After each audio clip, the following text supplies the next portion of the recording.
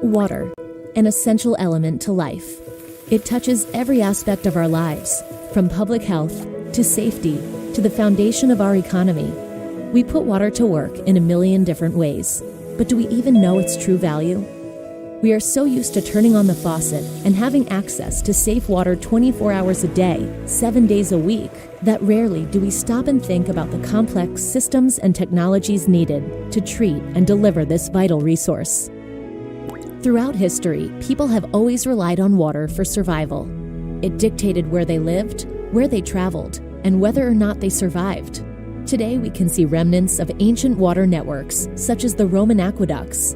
Huge structures were formed to channel water throughout an empire. Fast forward to the year 1652, and America built its first distribution system. Farmers with wells started selling water to others, and Boston residents were the first to enjoy a centralized water system, something critical to protecting communities from the ever-present threat of fire. But real progress came just before the Civil War, when iron pipes replaced wooden ones. Until the early 1800s, the use of wooden pipes Ma'am Rana, made you are from from which bored-out country? logs was common practice, and some are still in place today. Hello, By I am from 1890, Greece. there were more than Oh, 600 water suppliers in the place. U.S., but public Yes, health have you problems ever such as been to cholera, Greece? smallpox, and No, I typhoid have to. plagued We cities. are planning to visit. In Yes. 1908, planning. a major breakthrough occurred in Jersey City, New Jersey, I when a will be in disinfectant India in the form of chlorine this, was added to August. the water. Oh, In a great. few months. Within a few years, For the first chlorine time. was being used nationwide beautiful. and virtually eliminated Yeah, the I will spread of leave it waterborne India. diseases, making it Which the all single cities- most Which all significant cities you are public planning? health development of the 20th New century. Delhi. Okay. Today, water suppliers use a variety of treatment processes to remove Ma'am Vanessa, contaminants. you are from which Raw country? water travels from its source to the treatment plant and later into hundreds, even thousands of Sorry? miles of water I'm from pipes Singapore. before reaching your home or Oh, business. Singapore. Oh, In Singapore. Sorry, fact, I'm a- the U.S. I'm- water I'm actually infrastructure sick, is so but- large that it spans 30 times the size of our interstate highway system. But with that comes a unique set of challenges. Water is not easily transported. It is heavy and cannot be compressed. 1 gallon alone weighs more than 8 pounds, and an enormous amount of electricity is required to help it move within the distribution system, making its transportation costly. Laws such as the Clean Water Act and Safe Drinking Water Act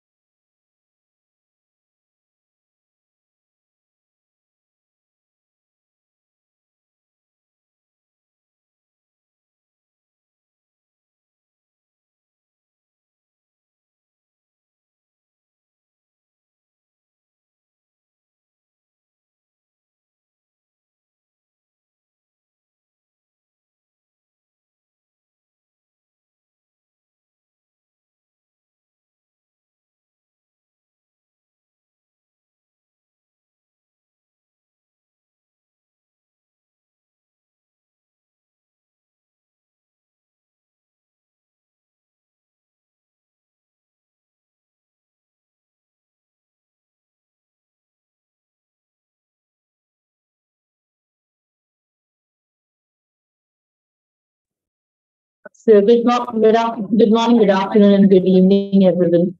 I welcome you all to the Global Water Summit 2023, being organized by IDYM Foundation. IDYM, Igniting Dreams of Young Minds Foundation, is a platform to promote space and satellite education for every young mind, that is, for the entire student community from any school and college around the world. Today, we are here to discuss one of the greatest problems that we have been facing about water. The theme of the today's summit is water security and integrating water solutions for sustainable growth. We have speakers from India and not only from India but from all over the world. And it will be a 2 day summit, and we are going to have many speakers from nearly more than 30 countries, I think. So let me start with our chief guest, Colonel Nikhil Devanti, sir. I welcome you, sir, for this show. And so please, I request you to please speak a few words on this summit. Yeah. Good evening, Dr. Anjum, and good evening, good morning, and Jai Hind to all the esteemed delegates, and of course, a very big Jai Hind to my senior, Colonel Khare. When we talk about water, a dire need for any living being, Nostradamus had predicted that the Third World War would be based on water and maybe in the Middle East. I mean, that time the term Middle East was not there. But what we are seeing today is a different thing. What is happening in, say, Sudan, what is happening in Russia and Ukraine, and also the other countries. So may peace prevail in the world. That is what the message we should give. When we talk about the water, there are 263 rivers which are trans borders. While Europe has got 69, Africa 59, Asia 57. Despite that, the mighty Himalayas are the ones which are, giving water to either China or even India and Pakistan. North America has got 40, and South America has got 38. Now there have been lot many water treaties, more than 3,600, which have been ratified, notified, but the diversity, the complexity, the regionality, politics, everything is the one which is actually stopping from these legally binding water treaties to come into force. On this, in March, from 20th to 24th March, the UN had organized a summit in New York in which the ratifications are still going on, and a lot of discussion took place not only on conserving water,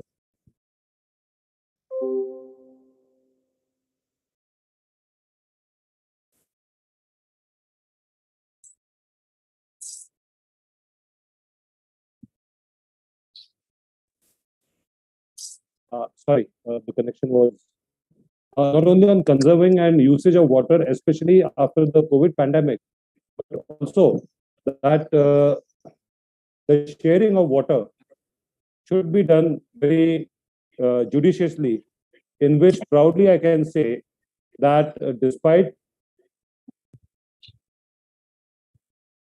the strained relations which we have with Pakistan, but since the local population of Pakistan is not involved in it, so we have the Indus Water Treaty, the 5 rivers which emanate from India and go into Pakistan. We have never used it as a weapon, but there are other countries wherein the warring factions are there, small warring factions. They do use water as a weapon as well. We have ratified treaties with not only with Pakistan, but also our neighboring countries, Bangladesh, Nepal, Bhutan, and even China, because the mighty Brahmaputra flows into India from China.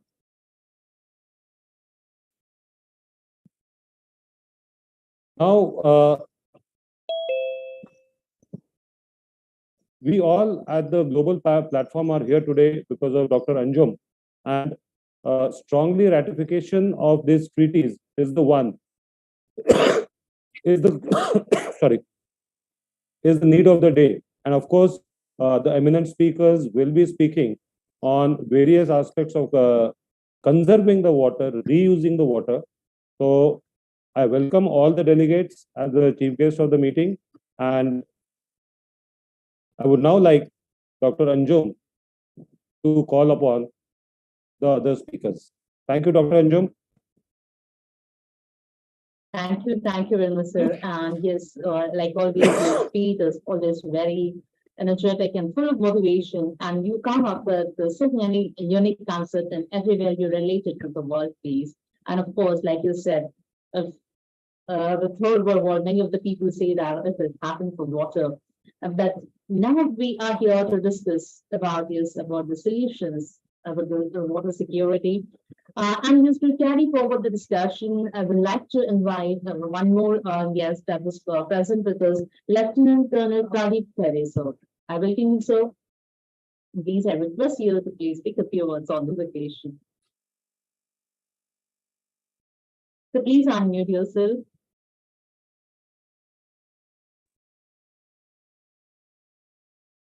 Am I audible now? Yes, sir. Okay, thank you.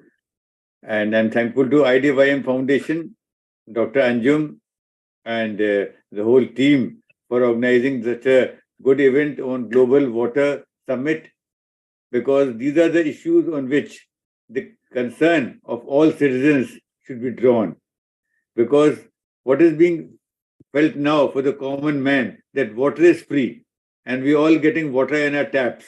So people don't have much any idea. Most of the people just don't draw their attention. They don't even think on these points, that there is something which is required to conserve water. And because people are not aware of this, so much water is being wasted unknowingly.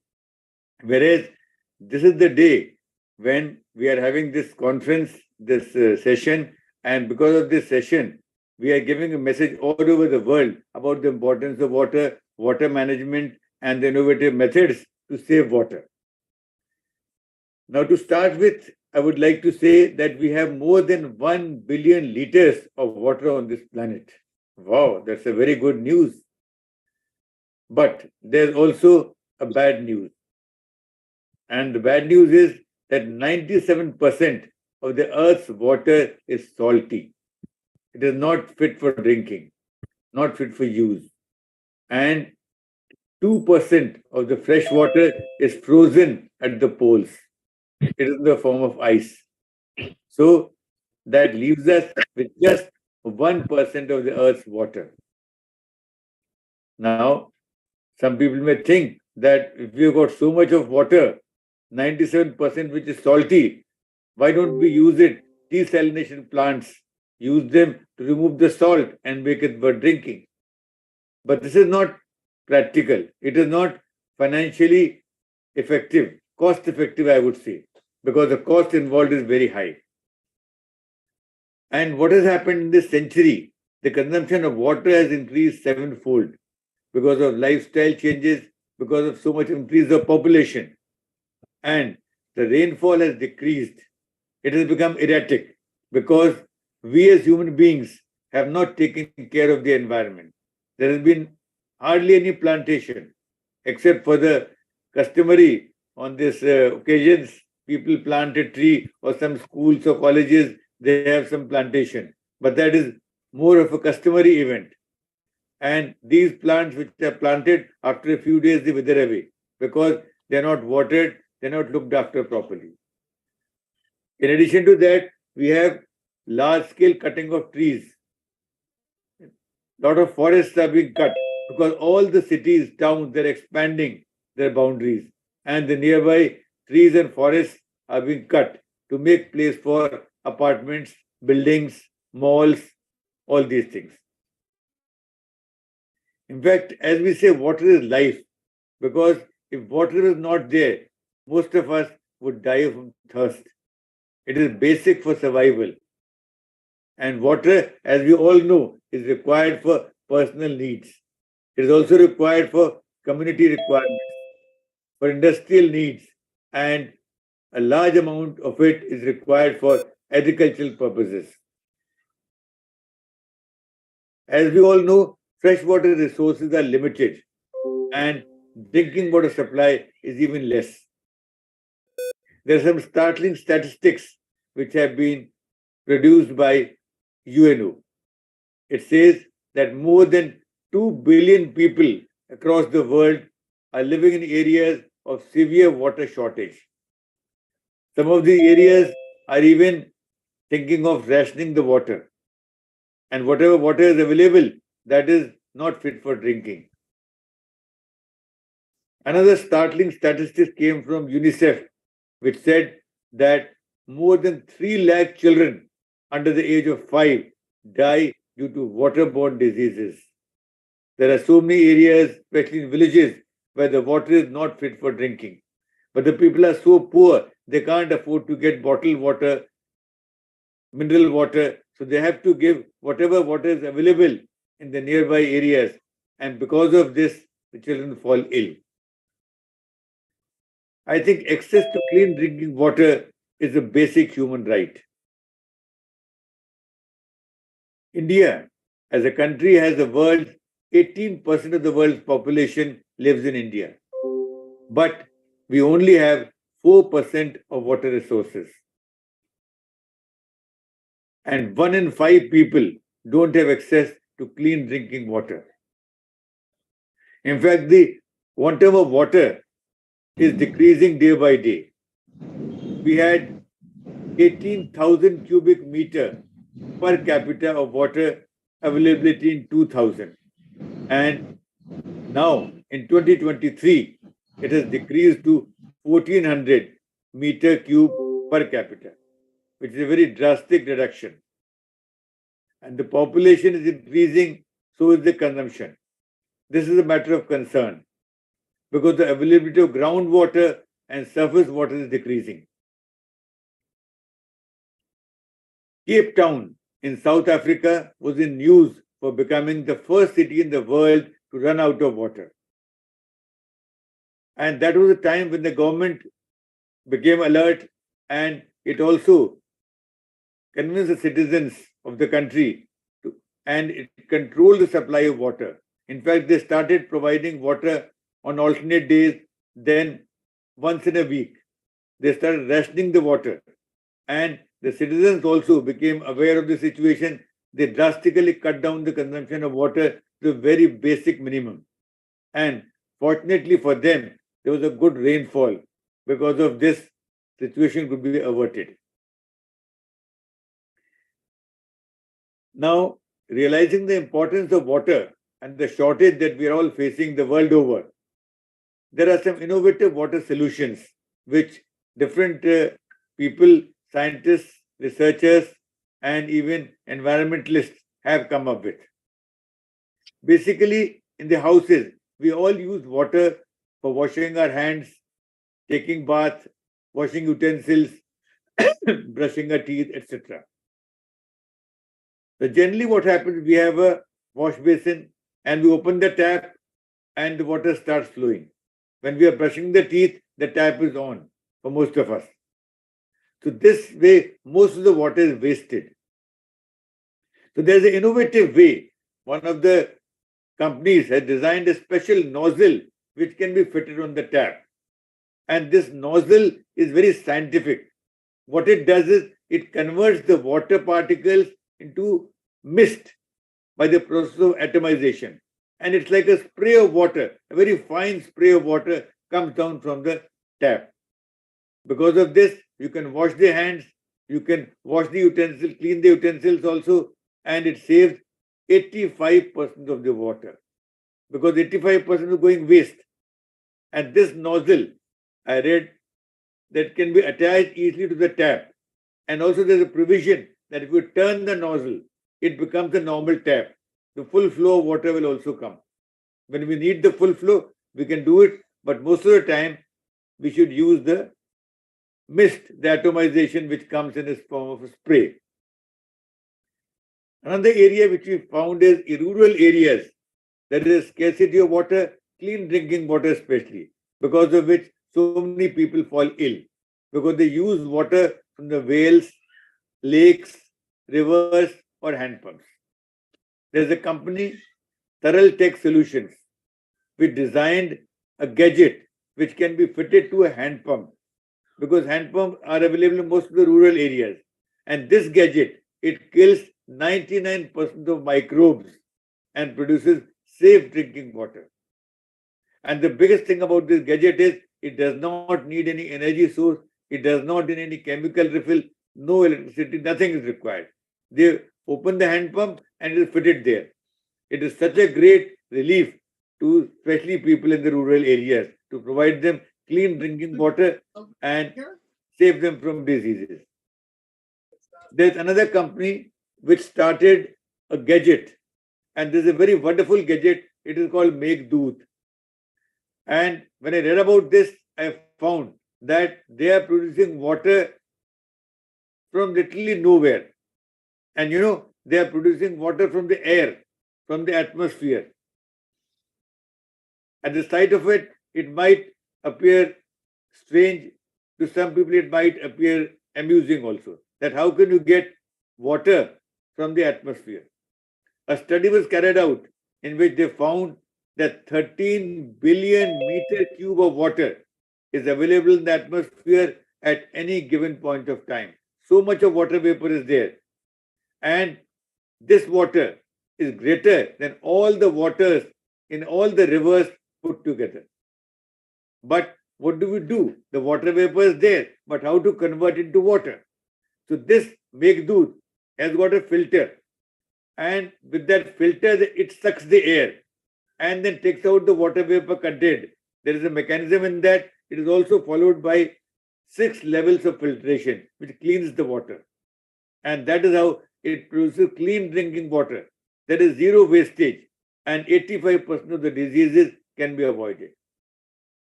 I am saying zero wastage here because the zero B or RO which we use at home, these ROs waste more than 90% of the water, and only a little portion is used produces as a clean drinking water. So this Meghdut, it is affordable, it is sustainable, rapidly deployable, environmental friendly water generating solution. It is also customizable because some minerals can be added as required. This Meghdut has been adopted by Indian Railways, Indian Army, Reserve Bank of India, ITC, Amazon, Google, Microsoft. There's another company, Krishnan. It has designed a tool, Dhara. It is called Dhara. And Dhara is used to check the water usage.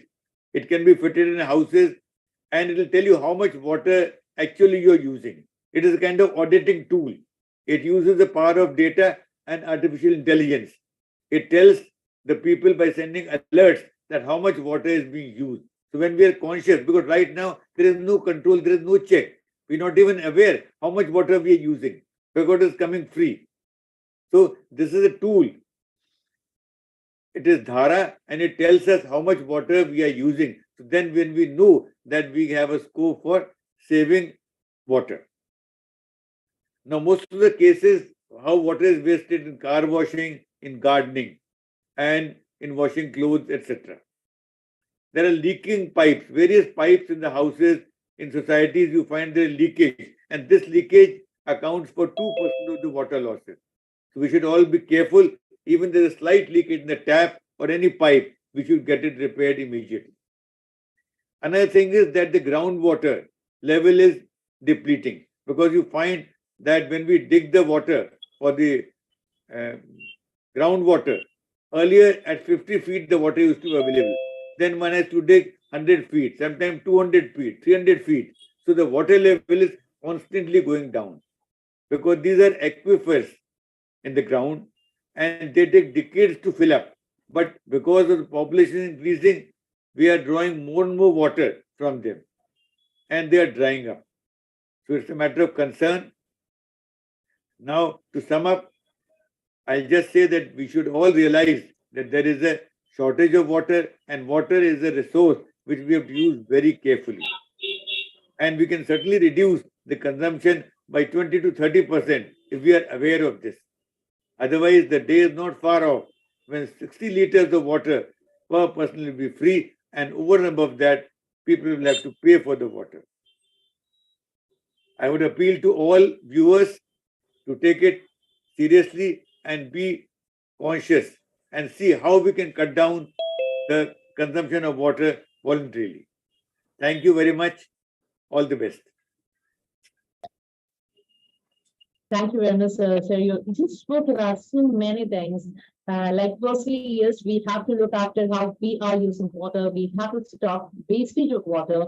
And you also spoke about so many innovations that have been going on. Yes, it is a time that when we are living in the world with so much of technological advancements, we must be using the technology to have new innovations where we can actually control the water. Actually, it is called smart water management. We should be using a technology for that. And thank you very much, sir, for such a beautiful talk on this Global Water Summit, bringing up so many new things to us. Thank you very much, sir. Thank you, ma'am. Thank you. Thank you. So we were actually listening to Lieutenant Colonel Pradeep Puri, one of our guest owner for this summit. With this, let's move to with your participants. I welcome you all because I know many of you have been just joining and when they run the sessions from different parts of the world. You can see people from many countries have already joined with us. So, to begin, yes, I would like to begin from Ramya Lampo ma'am from Greece. Now, please, I welcome you. Please take over the stage.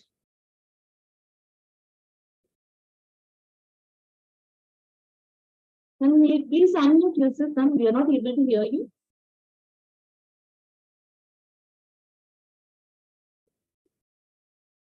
Ma'am is having still not now.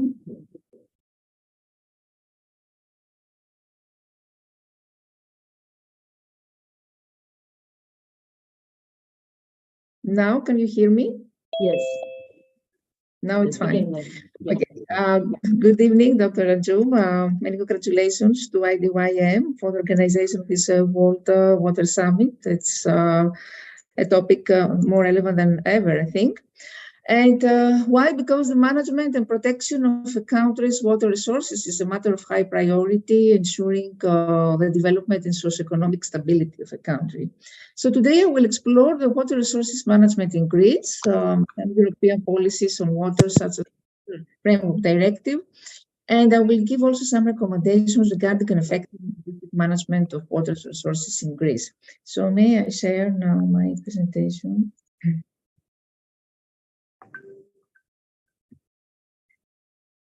Is it visible now? Dr. Anjum, is it visible? Yes, that is visible. It's visible. Yeah. Okay, thank you. So protecting Europe shared water and marine environment resources and ecosystems needs a coordinated action at the European level because threats to water security are likely to increase as climate change produces more incidents of drought and flooding. So we have a Water Framework Directive, which actually provides in Europe a framework for water protection and management in the European Union.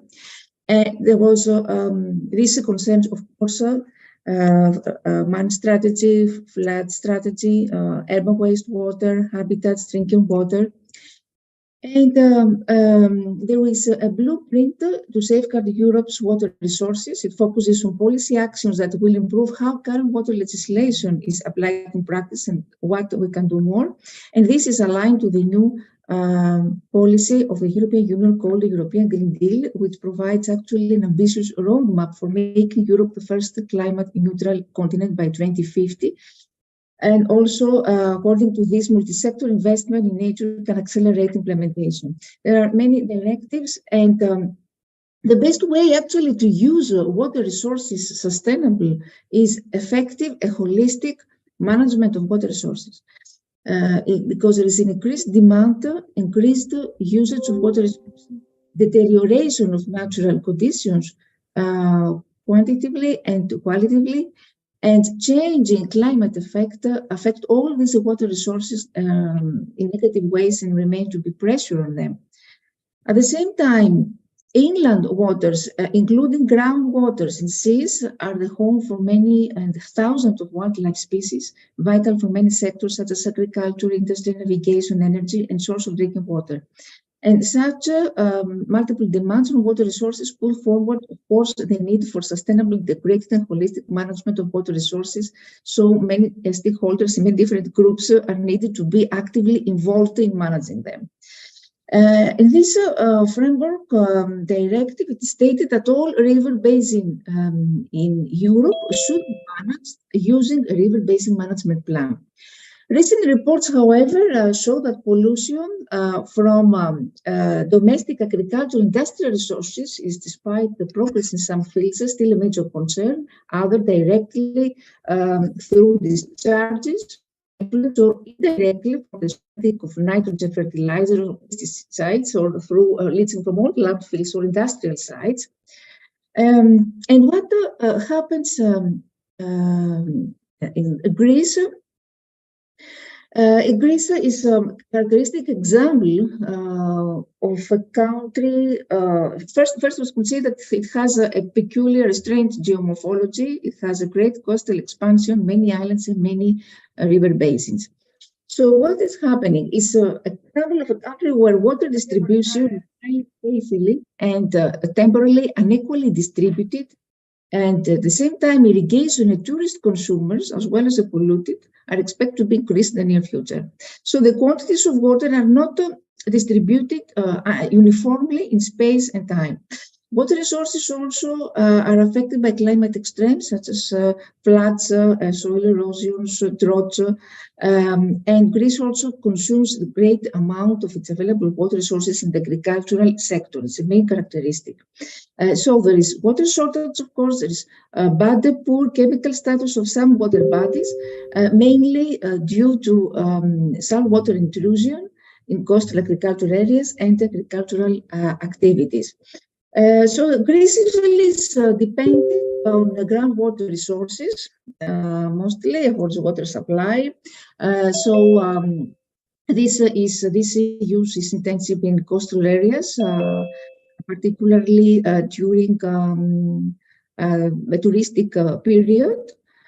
And the source of groundwater pollution are usually the seawater intrusion due to overexploitation of coastal aquifers, fertilizers, and disposal of post waste. Greece is also characterized by non-homogeneous distribution of rainfalls and water resources. Water resources are characterized by high water requirements for agriculture and tourism, as I said before, and it's wonderful to mention that we are 31 among 50 countries with severe water stress. And the major water use, as I said before, is in irrigation. Actually, represents 86% of the total consumption. Water needs are mainly covered by groundwater, which is abstracted from the aquifers via numerous wells and boreholes. And as a result, there is a negative water imbalance. And many aquifer systems are reported to be affected by quality deterioration, such as salinization, nitrate pollution, and of course, irrational. There's increased demand of water, either for urban or agricultural use. So this cannot be always met despite adequate precipitation. There's a water imbalance which is often experienced, especially in the coastal regions. And there is increased water demand during the summer months and difficulty of transporting water due to the mountainous terrain. On the other hand, there are major losses from water delivered to the agricultural cities for irrigation and municipal cities for domestic use. And there are some cases the losses are estimated to be as much as 45%. So, my degradation of groundwater quality is mainly caused by seawater intrusion, nitrate pollution. Many coasts in Greece are affected by seawater intrusion due to overexploitation, intensified fertilization, and this has, of course, led to quality deterioration. So we need a monitoring. The management of water resources in Greece needs a monitor. And also at the same time, we need to talk about the financial aspect, which is important because water supply and sanitation in Greece relies almost equally on household and public expenditures to finance water-related expenditures. Over 20% of expenditures have been supported by European Union transfers, which is above the average among other countries. So Greece faces a number of challenges to finance investment needs for water supply and sanitation and flood protection, particularly for areas where European Union funding is not available. Water supply and sanitation tariffs are insufficient to meet investment needs and the ability of authorities to increase public funding. What is important to do is we need integrated management strategy should be applied in order to develop new ways of providing adequate water supply sources in Greece. And this strategy should be based on a conjunctive use of groundwater, surface water, discharge of freshwater springs, and reach of high quality groundwater reserves of the mountainous regions. The economic value also, as I said before, of the various groundwater uses should be evaluated. We need a social fair price policy. A water framework directive is considered important for the status of all European waters, necessary to find its weak points to be avoided, and especially in Greece, which is facing many delays and financial problems. It is important to suggest ways. And before concluding, I want to say that as educator, it's a recent project that my students did, and I will implement it again next week in Greek islands with students. This project concerned green technology, how to build an electronic soil moisture sensor to conserve water. We said that water is a valuable resource, and water shortages are a serious problem in many parts of the world.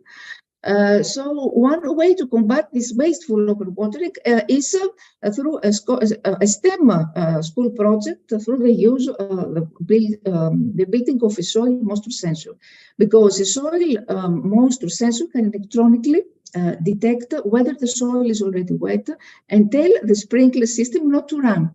So if it has rained recently, or if it has been cloudy and cool since the last time the sprinkler ran and not much water has evaporated. In this way, it will prevent the sprinkler from running unnecessarily. The same happens for someone who uses a hose to water a garden manually. For example, the sensor can use the light to indicate whether or not you need to water your garden. So it's interesting to see how also STEM education can help us solve global complex problems, and of course involve our students in order to be innovative and give innovative solutions to water security. Thank you very much for your attention. Thank you, ma'am. And that was really a very great project that you discussed about. Yes, and like you were discussing about the soil moisture sensor. Yes, this is one of the projects. In fact, one of the student project groups have been working under me, and we are also working on that. And that was we are trying to have automation in that using IoT and AI. We have been using. We are trying to use in that. So yes, actually, it's the need of that we have all the technical solutions. So many technologies we have around this. We should go for automation, and we should be using it. That was really a great project, and thank you for the wonderful presentation. What is something? Sorry for interrupting you. I was recently in India virtually. A conference. It was about river basin management plans in India, and we were amazed because Greece and India had the same problems about water security. So many countries face exactly the same problems. That means that collaboration is needed more than ever on this subject. Yes, actually, that was the main one of the main goals of organizing such conferences, because when we come from different parts of the world and we actually share our problems, and when we share it, we can develop better ways to overcome that also. So that was one of the aim of organizing such summits so that we can discuss and have better solutions for the problems that we are facing. Thank you again, ma'am. And I would like to invite another speaker, Dr. Vishwanath. Dr. Vishwanath Panigrahi. Okay, ma'am. Yes, please take over the stage. Am I audible, ma'am? Yes, sir. Hello. Yes, sir, you're audible. Please go ahead. Okay. Good morning, good evening, namaskar, and Jai Johar from Chhattisgarh, India. I, Dr. Vishwanath Panigrahi, social and environment activist, founder and President Green Care Society of India, convey my heartfelt gratitude to IDYM, Dr. Anjum ma'am, and IDYM team and Ravi sir. Today, to provide me the wonderful opportunity to speak in Water Summit. We all know that where there is water, there is life. Life is not possible without water. It is so precious, but we are regularly wasting this precious gift given by the Almighty, by the nature. Day by day, we are facing the crisis of water. While we know the water is very precious, we have to make the best use and we have to save, we have to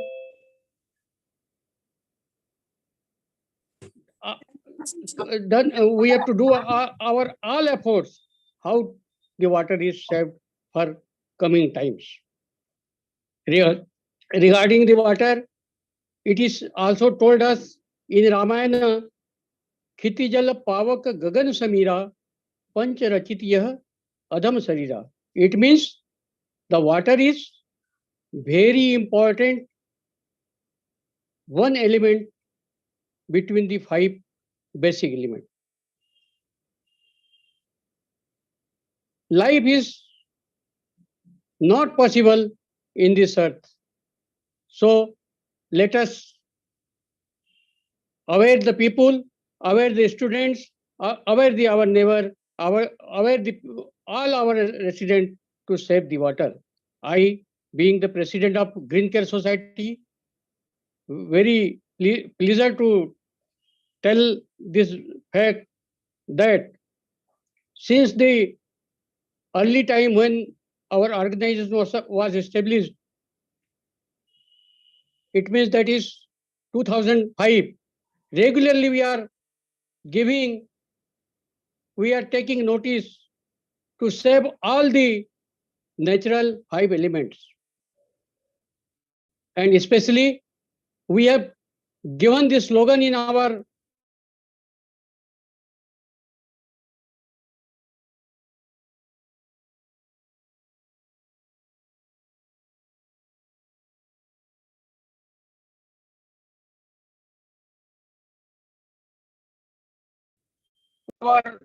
attention to save the water, to make it best use of water.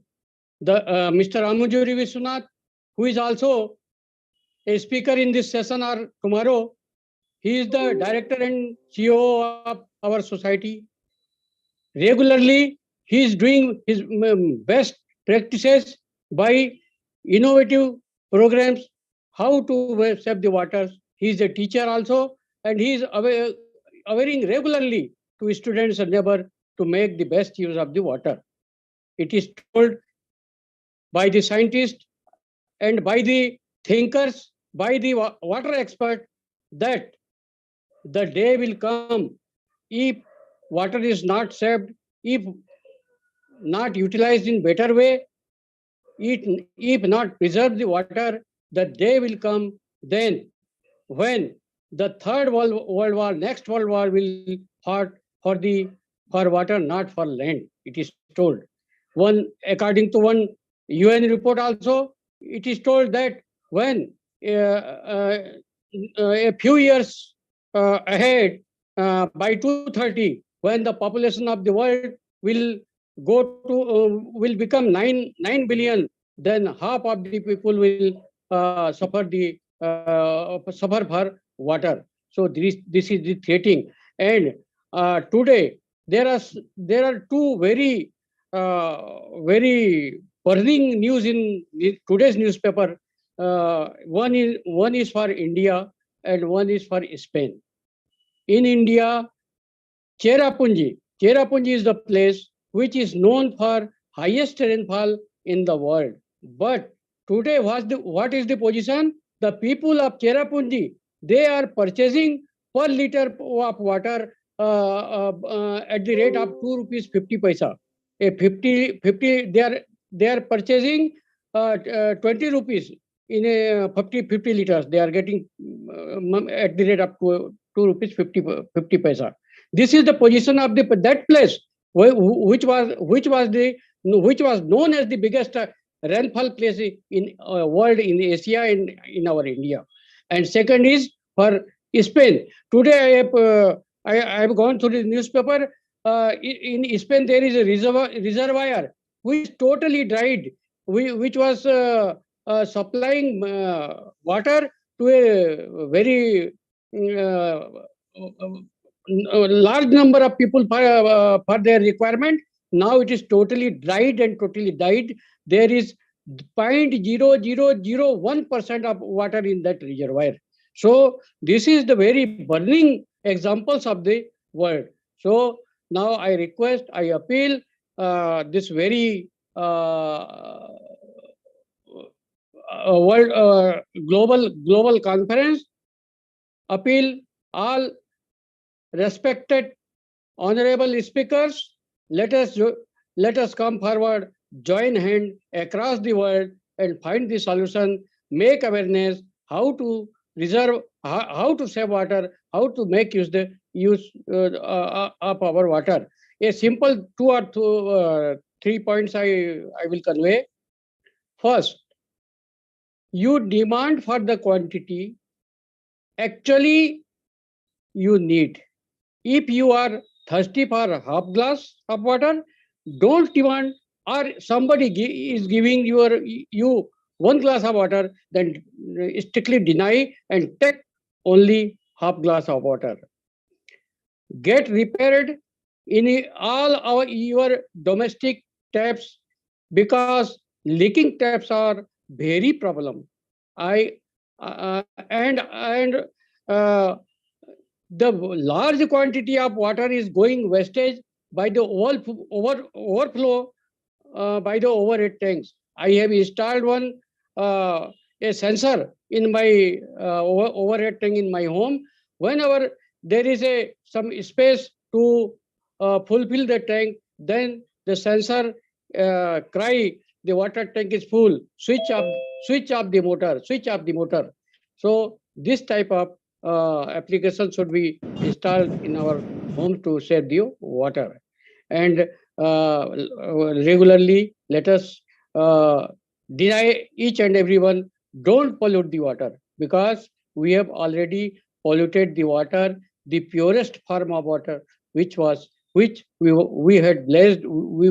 by the creature at the nature creation of the nature. So I again convey my several thanks, Dr.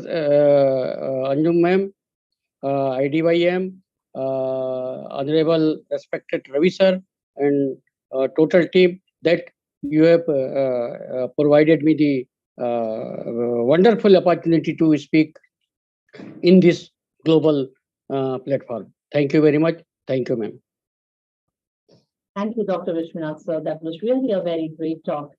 Yes, sir, like you were speaking about the rains, yes, we are receiving a lot of rains in our country, but and there are floods in some parts of the country, but still in the summer they are facing water scarcity, and so it is a time that we need to talk about rainwater harvesting. And yes, under the National Water Mission, the Jal Shakti Abhiyan, the government has already started with Catch the Rain, where there is a lot of awareness going on about rainwater harvesting. It is the Catch the Rain campaign, and already phase 3 has started, and everyone should know about it, and everyone should learn to how to go for rainwater harvesting. And there are a lot of great techniques you have also discussed about it.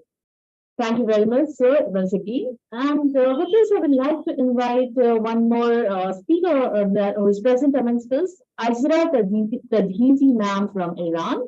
Azra ma'am. Yes. Hello, everyone. And wanted to start my talk. And water is one of the most essential elements for life on Earth. It is a precious resource that sustains all living organisms and plays a crucial role in maintaining the balance of nature. Water Day is celebrated is the importance of water conservation and management. The theme for this year, Water Day, is valuing water, highlights the need for recognize the true value of water and role in our life. Water is not just a commodity, but a fundamental human right that must be protected and preserved for future generations. Water scarcity is growing concern around the world, with many regions facing severe droughts and water shortage. The sustain is further affected by climate change, which has led to erratic weather pattern and unpredictable rainfall. It is estimated that half of world population will be living in water-stressed areas. And to address this issue, we must adopt sustainable practices, goals that promote water conservation and management. This includes reducing our water usage, recycling wastewater, and investing in infrastructure to improve access to clean drinking water. In addition to its importance for human survival, water also plays a vital role in supporting ecosystems and biodiversity. Wetlands and rivers, lakes, oceans are home to countless species of plants and animals that rely on clean water for their survival. By protecting these habitats, we can ensure the long-term health of our planet. Water Day serves as important reminder of critical role that water plays important role in our lives. We must work together to protect this precious resource through sustainable practices, promote and management, and valuing Water Day can ensure better tomorrow for ourselves and future generations. Also, water is for human survival and development, and increasing demand for water due to population growth, urbanization, and industrialization has led to water scarcity in many parts of the world. And United Nations has recognized the importance of water management in achieving sustainable development goals. This issue will discuss some of water management strategies that have been implemented in different parts of the world to achieve sustainable development goals, clean water and sanitation. One of the most effective water management strategies is rainwater harvesting. Rainwater harvesting involves collecting rainwater from rooftops, roads, and other surfaces and storing it for later use. This strategy has been implemented in many countries, including India, where it has helped to provide clean drinking water to rural communities. In addition to providing clean water, rainwater harvesting helps to reduce flooding and erosion. Another important strategy is wastewater treatment and reuse. Wastewater treatment involves removing pollutants from wastewater before it is discharged into rivers or oceans. Reusing treated wastewater for irrigation and or industrial purposes can help to conserve fresh water resources. And also Singapore is a good example of a country that successfully implemented this strategy. The country has built an extensive network of wastewater treatment plants that treat wastewater to a high standard before it is reused for non-potable purposes. Water conservation is another important strategy for achieving SDG goals 6. Water conservation involves reducing water consumption through measures such as fixing leaks, using low flow toilets and shower heads, and implementing water efficient irrigation systems. Also, these countries are good examples that have successfully implemented this strategy. The country has developed advanced irrigation technologies that use less water and smart water while still maintaining crop yields. Finally, improving access to clean drinking water is essential for achieving SDG goals, and many countries have implemented programs to improve access to clean drinking water in rural areas where access is limited. And also, in conclusion, water management is critical for achieving SDG goal 6, rainwater harvesting, wastewater treatment, and reuse water conservation, and improving access to clean drinking water are some of the strategies that have been implemented in different parts of the world. These strategies have helped to conserve freshwater resources, reduce pollution, and improve access to clean water and sanitation. However, more needs to be done to ensure everyone has access to clean water and sanitation. Governments, other stakeholders must work together to implement effective water management strategies that are sustainable and equitable. Thank you very much for this opportunity and invitation. Thank you very much, ma'am, for joining with us and sharing your views with us. That was really great listening to you. And with this, I would like to call upon our next speaker, Ambassador Safal from Nepal. Thank you so much, ma'am. First and foremost, I would like to thank the entire team of IDYM India for giving me this opportunity. Now, I would like to continue my speech on the topic of water security and innovative water solution for sustainable growth. Water, as we all know, that water is one of the most precious resources on the planet. More than 1 billion people do not have access to a source of clean drinking water, and around 3 billion experience water scarcity at least 1 month per year. Water scarcity is a global issue. Water scarcity also happens due to global warming and ecological changes. Water security is about having enough water for everyone, including homes, business, industry, and agriculture in Nepal. Water security also means addressing environmental protection and the negative effect of poor management. Despite its large water potential, Nepal has very low water security, with many people unable to access sufficient water to meet their domestic, agricultural, and industrial needs. The concept of water security has received increased attention in recent years in both policy and academic debates.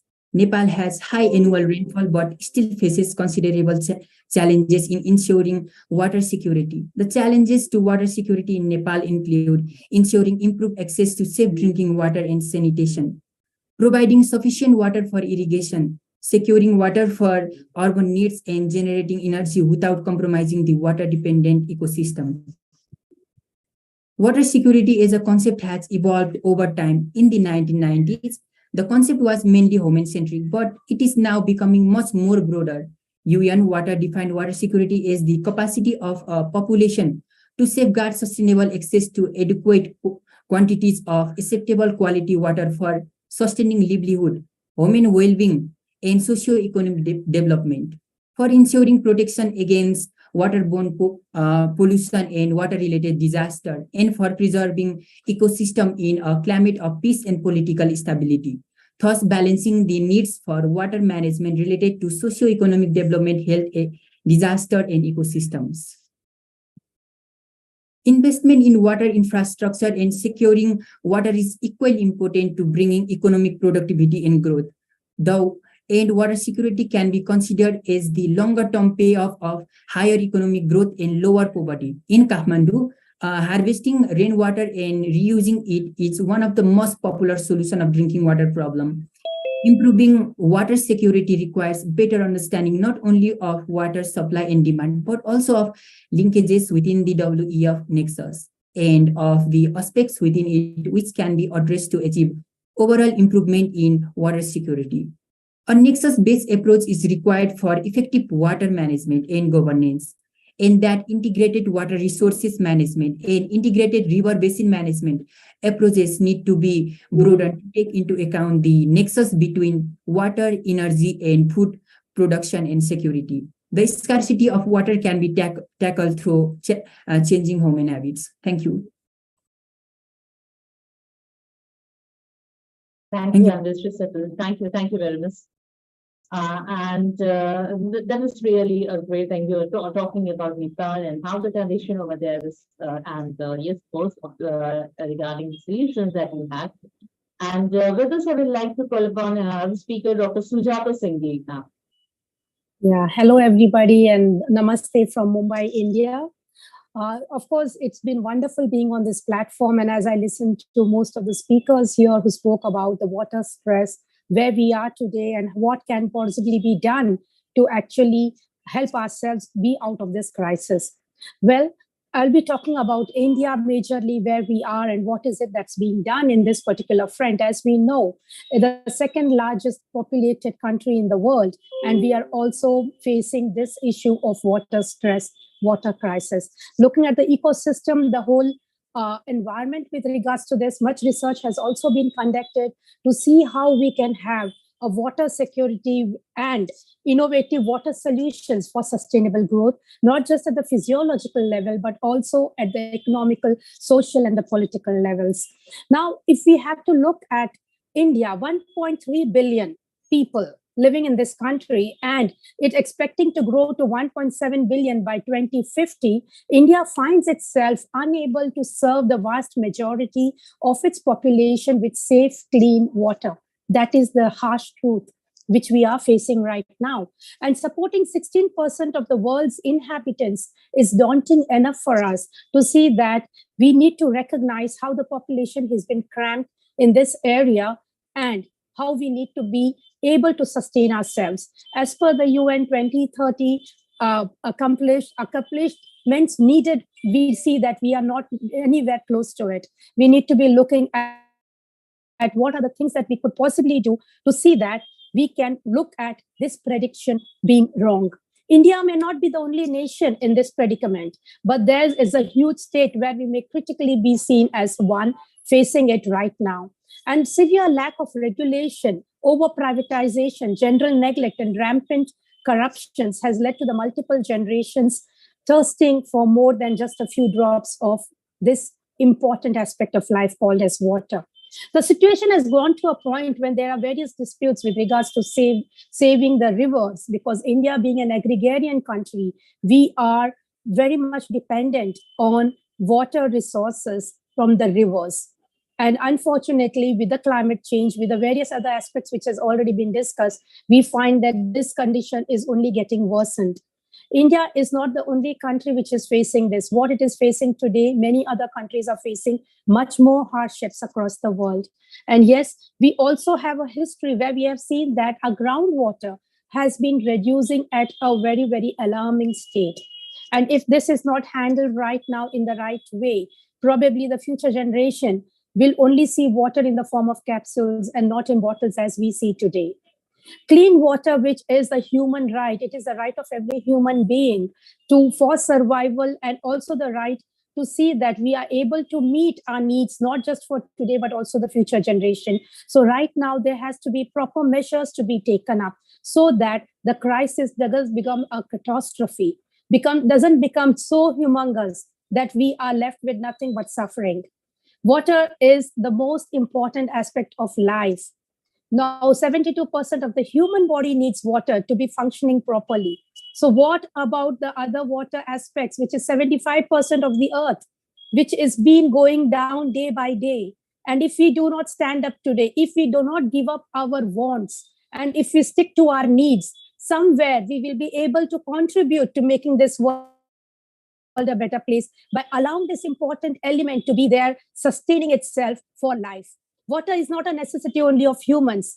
It is a necessity for every being on this earth.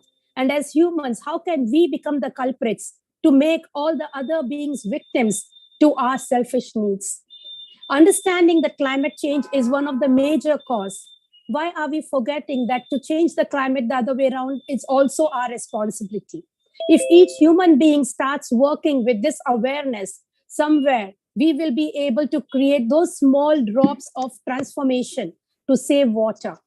Water is life. And if we do not handle it with awareness, with consciousness, I guess tomorrow there will be a day when there will be no tears to roll down from the eyes. Let not the water dry from the earth, from the lives of human beings. And yes, It is our responsibility to be a good guest on this planet Earth. We do not own this earth. We are here on a rental basis. Let us pay our rents in the right way. Let us preserve and let us leave this earth a better place than we first stepped on. Save water. It is a need of the hour. Save water before we dive for water. Save water before we are pointed out as those culprits by all beings on earth for having destroyed this beautiful planet. Thank you so much for hearing me out. And I hope we take this pledge that with awareness, we will be able to save water, do innovation, research, and also using water as a need and not as a want. Thank you so much. Thank you so much, Dr. Sujata Hengye ma'am. And that was a very wonderful message that yes, water is a basic human right, and we need to save water not only for ourselves, but also for the future generations to come.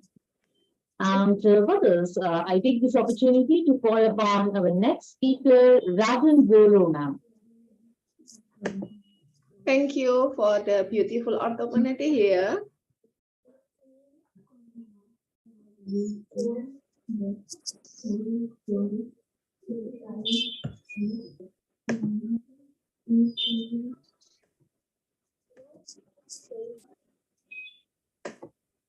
Assalamualaikum warahmatullahi wabarakatuh. Let me introduce myself. My name is Raden Roro Martinengse. I come from Indonesia. Thank you, Raffi Sangka Kumar, IDYM TV, and IDYM Foundation that I can join the Global Water Summit 2023. Water is an element that is very important for human survival. With that, it's very necessary to conserve water so that it doesn't become a disaster and pollute the health of living things. Every day, we do activities using clean water, starting for bathing, washing, cooking, and so on. But do you know how the long journey that clean water has to go through, starting from the source in springs, river, lakes, on mountain to our home? We usually use well water or water from a water source to drink by first boiling it. We also use mineral water from the mountains that has been treated to make it drinkable. Like this is in Indonesia and in the village in Indonesia. Raw water that's come from water source cannot be directly used for clean water needs in building. The water must first meet the requirement of quality, quantity, and continuity. To maintain the quality of the raw water, usually the water will undergo a processing process. Like this in Indonesia, use water treatment plants physically and chemically. Physical treatment is usually carried out by utilizing the mechanical properties of water without the addition of chemical substances. Chemical processing, of course, with the addition of chemical substances such as alum, chlorine, etc. With this usually to set aside heavy metal contained in water. Intake building. As the name implies, this building serves as the first place for water to enter from a water source. The building is equipped with a screen bar with function to filter out foreign objects in the water. Furthermore, the water will enter into a large tub before being pumped to the water treatment plant. Water treatment plant. In the main installation of clean water treatment, there are several processing sections STP that make the water fit for use. The sections are coagulation, flocculation, sedimentation, filtration, and disinfection. Coagulation. In this step, the water will be displaced from colloidal particles or dirt. In the fluctuation, the process in the water will be start slowly so that the alum mix in the water can bend the dirt particles and from large flock to make it easier to settle. Sedimentation, after the flock is formed, usually in the form of mud, the water will enter the sedimentation tank where the heavier flock will automatically settle to the bottom of the tank and clean water can be separated from the mud. Filtration. Filtration tank can use membrane technology but can also be substituted with other media such as sand or silica grave. Disinfection. After the processing is complete, additionally processed disinfection usually carried out in the form of adding chlorine, ozonization, UV heating, etc. to avoid potential germ and bacteria contained in the water. And reservoir. After the water has been treated, it will be put into temporary storage in the reservoir before being distributed to houses and buildings. To drain water, HDPE pipes and PVC pipes are usually used. Thank you. And how the conserve water? One, protect the environment. Second, reduce water use. Third, dispose of trash in its place. Minimize the use of chemicals. Dispose of chemicals properly. Recycle used material. Hold out trees. Prevent illegal felling of trees. Carry out reforesting in the forest.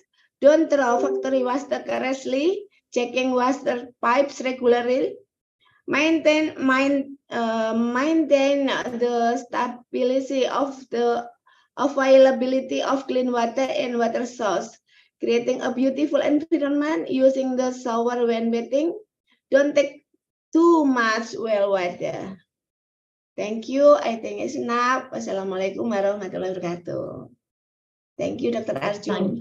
Thank you very much, ma'am. It was such a lovely presentation, and like you talked about so many things, and like how we can be fighting with this water scarcity problems that are going on all over the world. Patricia, ma'am, are you there? Hello. Yes, I'm there. It's okay. Yes, sir. So, ma'am, like it's all right. Like to hear from you.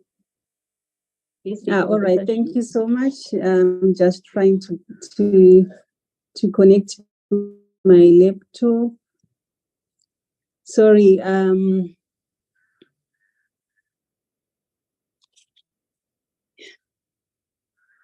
Hello. Yes, ma'am. All right, it's okay. I'll just talk, then I can connect my laptop as I'm talking. I would just like to say thank you so much, IDYM, for inviting me for this webinar today, whereby we are talking about water security and innovative solutions that we can. Let me switch off this. Sorry.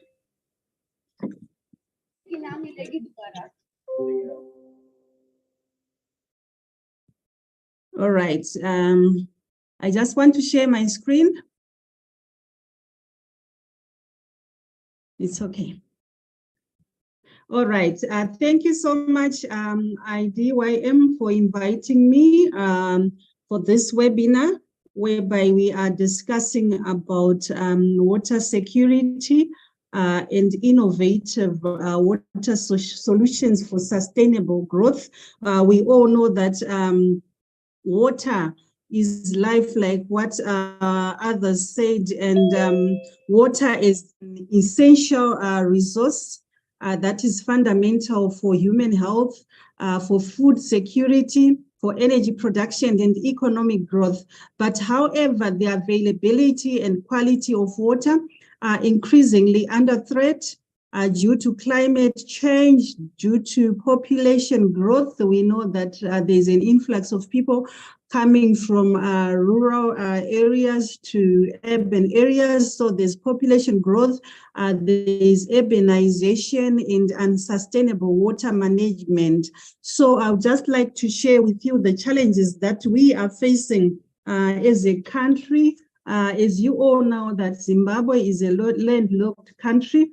So we have got water security issues that are there. For example, drought. Our country is prone to drought due to its semi and arid climate, and this has led to water shortages, so much that even in the urban areas, people are waking up as early as 4 a.m. just to get maybe 20 liters of water.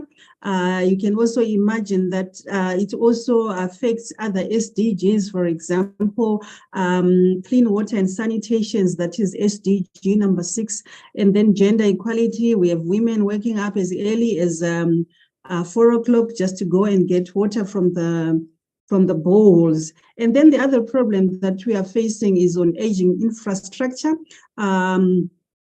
Our taps, our pipes are poorly maintained, and this is leading to leaks, burst water pipes and water losses.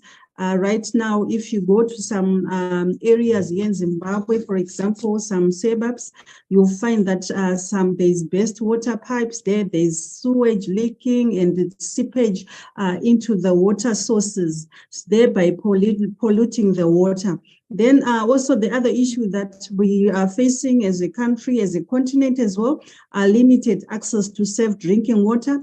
And if we've got limited access to safe drinking water, there is a high risk of waterborne diseases like cholera. Right now, there's cholera in Zimbabwe, there's cholera in Zambia. Then security issue, water, another security issue is on pollution. Water sources are often polluted. Why? Because of industrial waste and activities that are being done. There's agricultural runoff. People are planting even in urban areas, so there's agricultural runoff, chemicals, and sometimes with inadequate sanitation systems. Then climate change is also affecting water security issues, exacerbating the water security issues with more frequent and severe droughts, floods and storms. For example, there was Cyclone Idai, and because of our poor disaster risk management, we lost a lot of human life. And right now, the Cyclone Freddy in Malawi, we have also experienced some storms. So with poor disaster risk management, then there are problems, especially with the citizens of the different countries. And then the other problem that we are facing is on inadequate funding. Inadequate funding, this limits the ability to improve access to safe water and sanitation. You'll find that, like I was saying, that there are best water pipes, there are best sewages, but you still find people sinking wells in those areas, thereby getting water and getting diseases. Then there is competition between different sectors, such as agriculture, industry, domestic use, which can also lead to conflicts. So which are the innovative solutions that countries that can use, countries like Zimbabwe, for example, which are the innovative water solutions that they can try to use? We have what we call rainwater harvesting.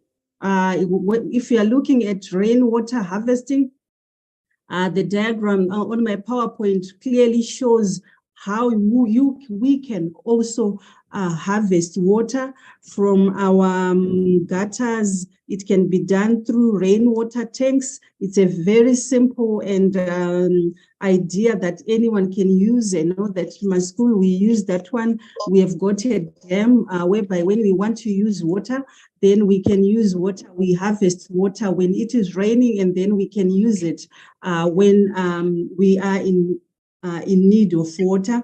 And the benefits of rainwater harvesting: conserves water, it slows erosion, it reduces, it lowers the demand of the tap water system because people are now using rainwater that is there.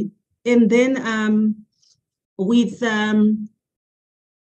then another thing that we can use, innovative water solutions that we can use is making use of gray water, which is wastewater that we can take from sinks. We can take the water from the showers. We can take the water from washing machines. And this water can be treated and recycled for non-potable uses, for example, for irrigation, for toilet flushing, and laundry. So gray water recycling systems can be installed in homes and commercial buildings, and you can recycle the water, you can treat it, or you can use what we call septic tanks. This is some things that we can do it in our homes, in our organizations, gray water recycling. Then we can also make use of what we call smart irrigation.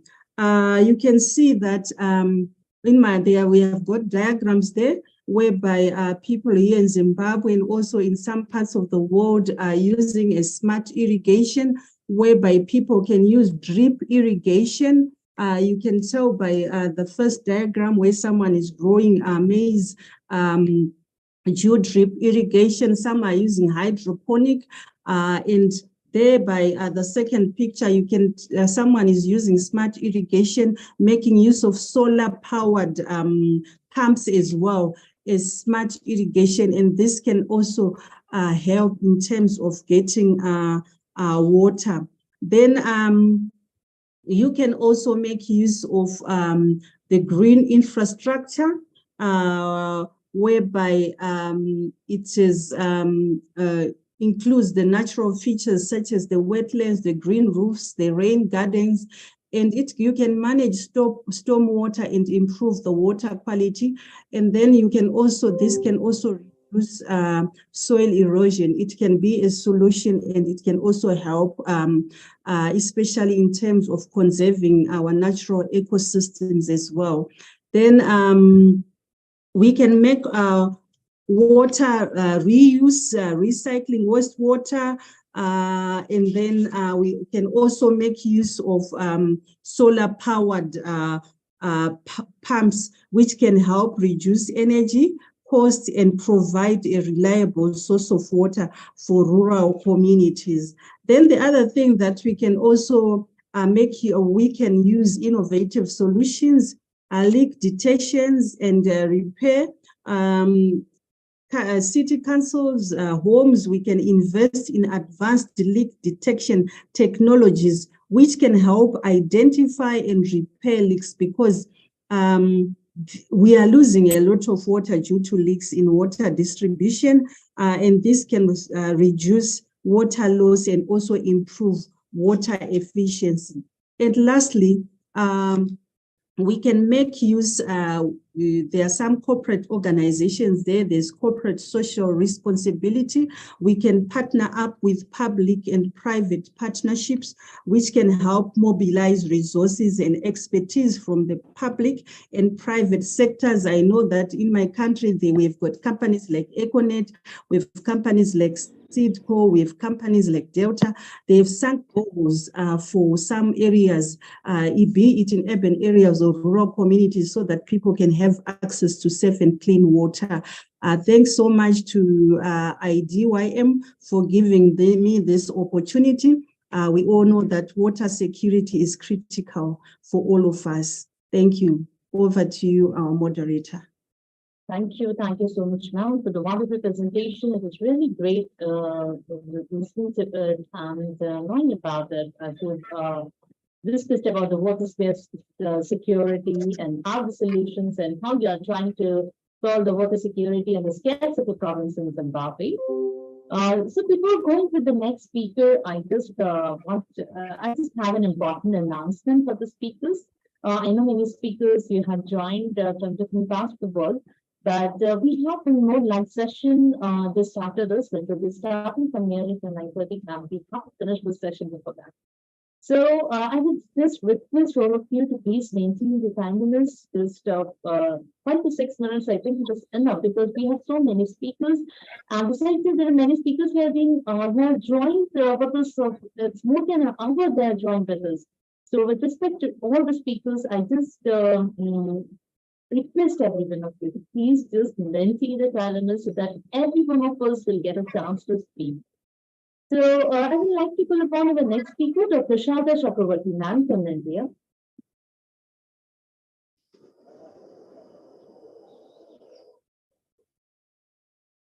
Ma'am, please unmute yourself. You're not able to hear you.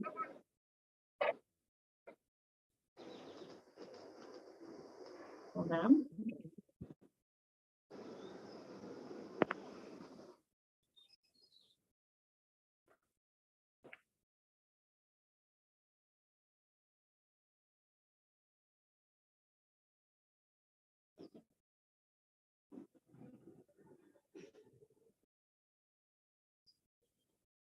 Ma'am, or else you can rejoin. We can go for the next speaker to this. We have with us Dr. IDYM Esther, ma'am.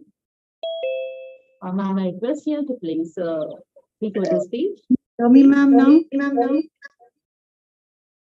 Shada, ma'am, can you just take you after a minute? I just announced the next speaker. Just a minute. Dr. IDYM Esther, ma'am.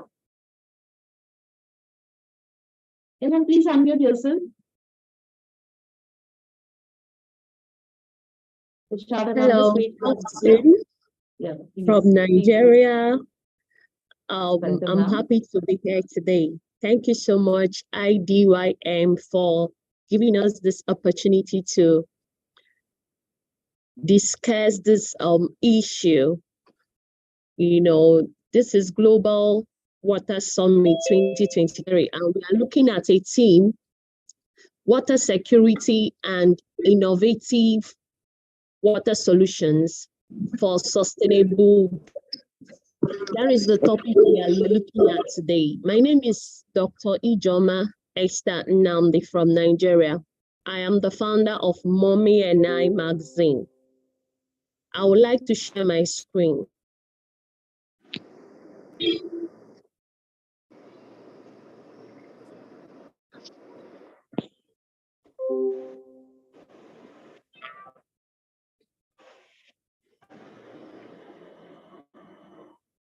Okay, we are looking at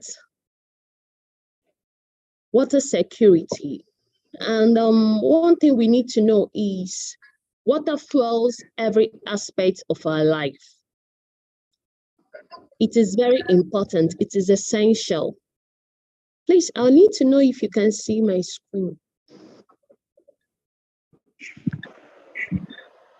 Yes, yes, it's possible. Please go ahead. Okay. Water fuels every aspect of our life. It is essential for basic health and hygiene, and it drives the society's most essential industries: agriculture, energy, and transportation. Without water security, there can be no national security. In fact, water is essential to the stability of every country on the planet.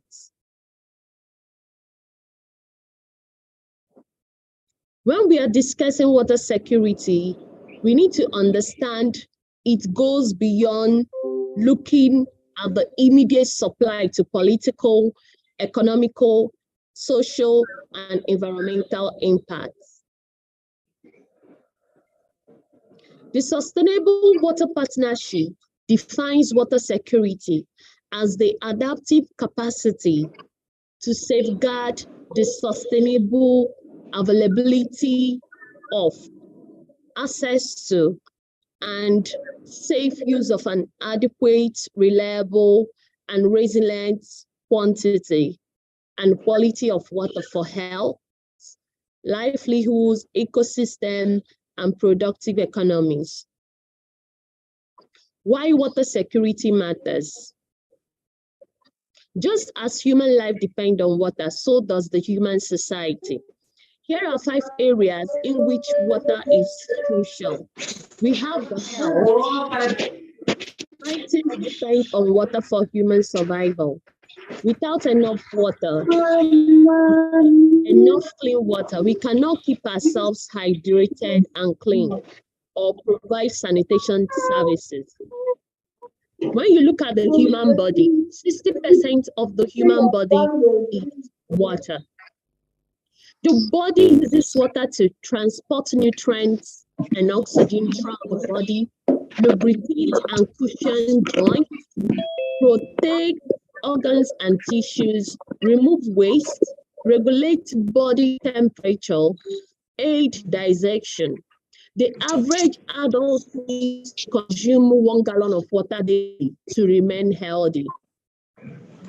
Now, when we talk about water and the human body, 60% of the average adult's weight is made up of water. 73% of the heart is composed of water.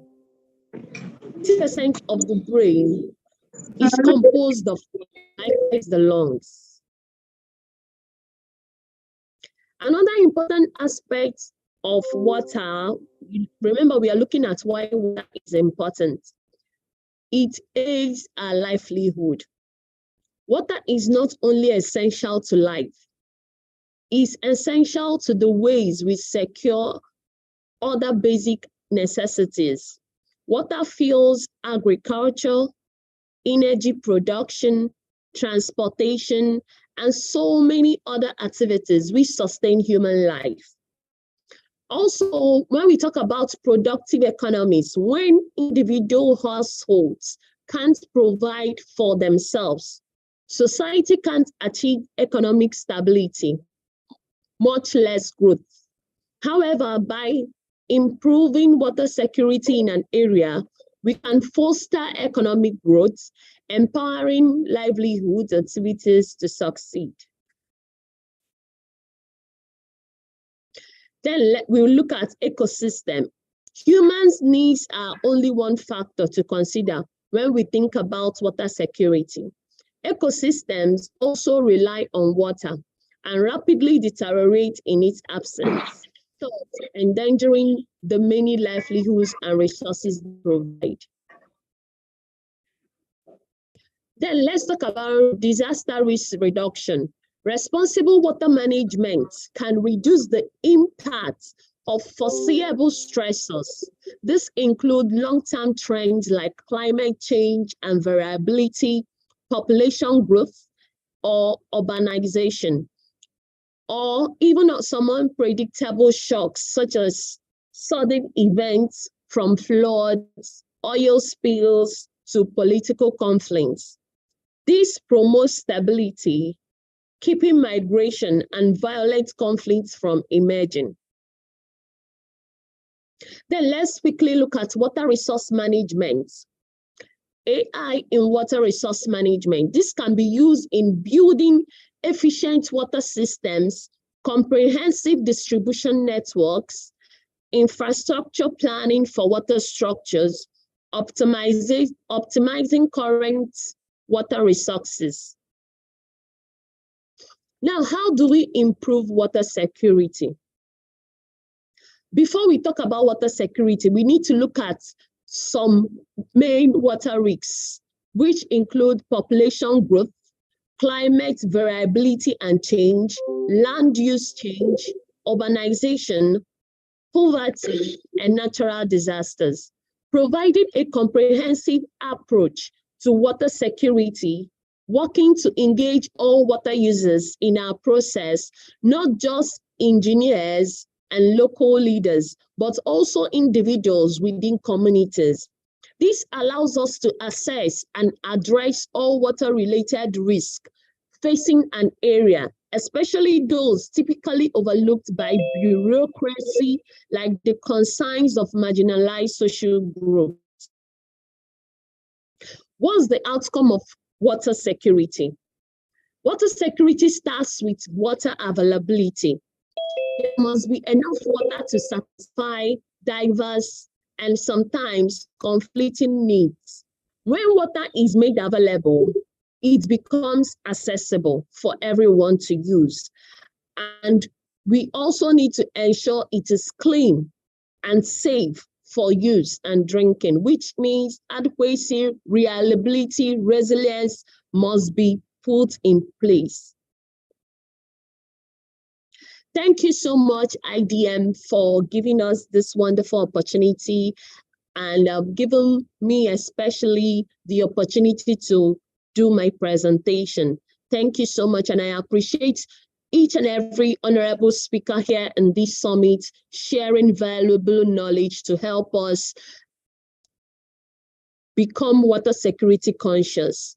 Thank you so much. Thank you. Thank you very much, ma'am. Thank you. Yes, ma'am.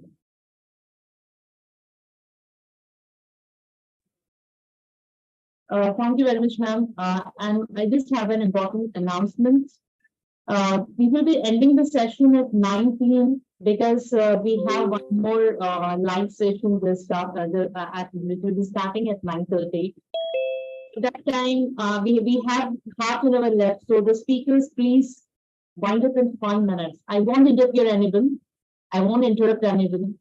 So please just manage the time. So nextly, I call upon Dr. Sharda Chakravarti, ma'am. Ma'am, please take over the stage. Thank you, ma'am. Thank you for your patience. And thank you, IDYM, for giving me this beautiful opportunity. And I think today, aren't we lucky? We had our shower, we drank water, we ate cooked food, and we brushed our teeth because we are fortunate to have water, this beautiful resource which we take for granted. We don't even think like the people who are using 15-minute shower, they are having it as a luxury. But there are 2 billion people in this world who are living in scarcity of water. I read somewhere there's a place where people they are spending 60% of their income in arranging drinking water. And we are taking this natural resource as just for sake like it is we have. Do you think our ancestors really had this water day, earth day? No. They all gave all these natural resources. They used to, worship them and they used it very, very wisely. We are the community. We are modern people. As one of the speakers said, yes, all the civilization, it started with water. And the country, like we belong to India, where people worship water. But don't you think the water, the river in our country are more polluted than the country who don't worship? So this is the main focus we should have. Though we know that due to urbanization, industrialization, population, agriculture, our water is being really, we are just misusing it and they are getting polluted. There are many reasons. We are not going to focus on those reasons. We are going to focus where we can save and conserve water, the natural resource. As we all know, water never gets wasted, it recycles. But do you know, in India, we have exploited all over the world, I should say, we have exploited surface water, and now we are just getting into the groundwater. So there are few beautiful things which we can do. We can, of course, decrease our shower time. We should, as said by so many people, like just closing the tap. But I am also using one beautiful face wash. It is from a company called Cetaphil, where you don't have to use water. You can just wipe it off with any cloth. There is no need of water. So these simple things we can do. So this beautiful company with a beautiful product called Cetaphil has come. Yes, gray water use. We can implement. I'm an educator. We can use it in our schools where we can. Of course, we are doing it, saving water. And being from a country which is an agricultural based country. Here in India, 60% of land is under agriculture. So what we can do, we can create wetland areas where the wastewater treated and the stormwater can be stored, and where it can be used like by the animals living there, and it can be reused again, which will help in increasing the moisture. Then of course, because it's a country, agricultural country, so I would request all the people, all the like government to help farmers, to help in drip irrigation, which is widely used by the farmers of Maharashtra, Karnataka. So it should be given more importance. Mass media and all these print media should spread awareness. And when I was going through, because I told you we have already used our surface water, then how our underground water can be recharged? It can be recharged with the help of treated wastewater and the storm water. They can be injected inside, and the water level can be increased. There are many, many ways, but it should start from you first. As an individual, try to save water, save paper, and in this way, we can all spread awareness. Thank you, ma'am. Anjum, ma'am, over to you. Yeah, thank you. Thank you very much, ma'am.